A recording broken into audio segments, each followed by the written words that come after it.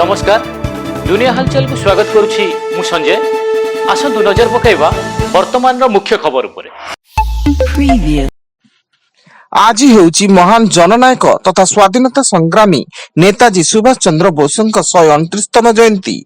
ଏହି ଅବସରରେ ନେତାଜୀଙ୍କୁ ସମଗ୍ର ଦେଶବାସୀ ମନେ ପକାଇବା ସହ ପରାକ୍ରମ ଦିବସ ପାଳନ କରୁଛନ୍ତି। ସତ୍ୟ ଶିବ ଓ ସୁନ୍ଦରର ଉଚ୍ଚ ଆଦର୍ଶ ଦ୍ୱାରା ସଞ୍ଚାଳିତ ନେତାଜୀଙ୍କ ପରାକ୍ରମ କାହାଣୀ ଯାହା ଦେଶବାସୀଙ୍କ ପାଇଁ ପ୍ରେରଣାର ଉତ୍ସ ପାଲଟିଛି। आसंता साधारणतंत्र दिवस कार्यक्रम रे दिल्ली रो कर्तव्य पथरे गड़िब ओडिशार प्रज्ञापन मेढ़। एही प्रज्ञापन मेढ़ माध्यम रे ओडिशार कृषि और सांस्कृतिक समृद्धि आधुनिक शिल्प दक्षता विकास एवं नव सृजन और प्रयुक्ति रे एक सम्मिलित दृश्य उपस्थापन करा जिवो एवं मेढ़र विभिन्न अंश रे कोरापुट कॉपीरु सिलिकॉन सेमीकंडक्टर पर्यंत निरंतर यात्रा को उपस्थापन करा जायछि। नेताजी सुभाष चंद्र बोसଙ୍କ 129तम जन्म जयंती उपलक्षे उपराष्ट्रपति सीपी राधाकृष्ण ओडिशा आसी नेताजीଙ୍କ जन्मस्थान रे पहुंची तांको प्रतिमूर्ति रे पुष्पमाल्य अर्पण करबा सह नेताजी संग्रहालय परिदर्शन करिसेंती। एथिरे उपराष्ट्रपतिଙ୍କ सह राज्यपाल हरिबाबू कबमपति, मुख्यमंत्री मोहन चरण माझी और मुख्य शासन सचिव अनुगर्ग उपस्थित थिले।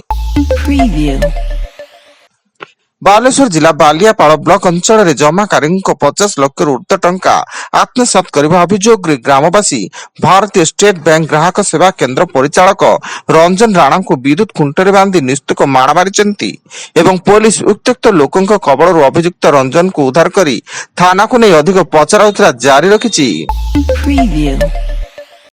पुरी रे नव कलेबर रोड रे जड़े महिला ऊपर चढ़ीगला बस गुरुतर अवस्था महिला को पूरी मेडिकल रे भर्ती करा जायतिया बेले जहार प्रतिवाद रे स्थानीय लोके रास्ता रोक करचिंती एवं घटनास्थल रे कुंभारपड़ा थाना पुलिस स्थानीय लोकों को बुझासुझा करबा सह तदंत जारी रखिछि।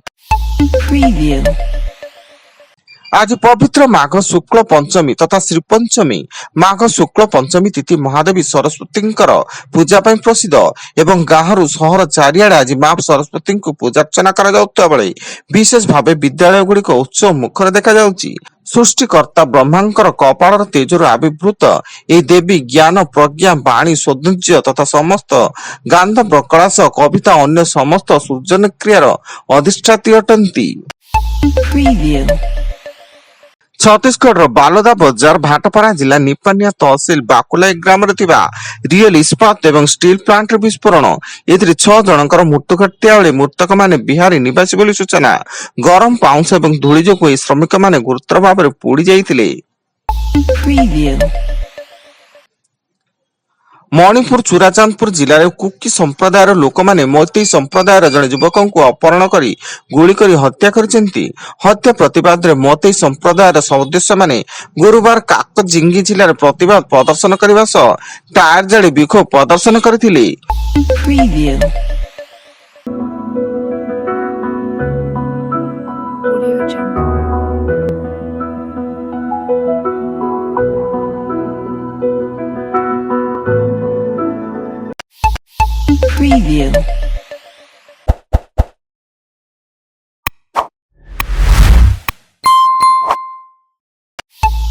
Preview.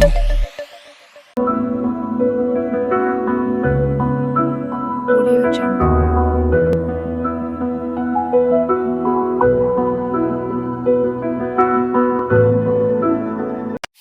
Preview. Preview.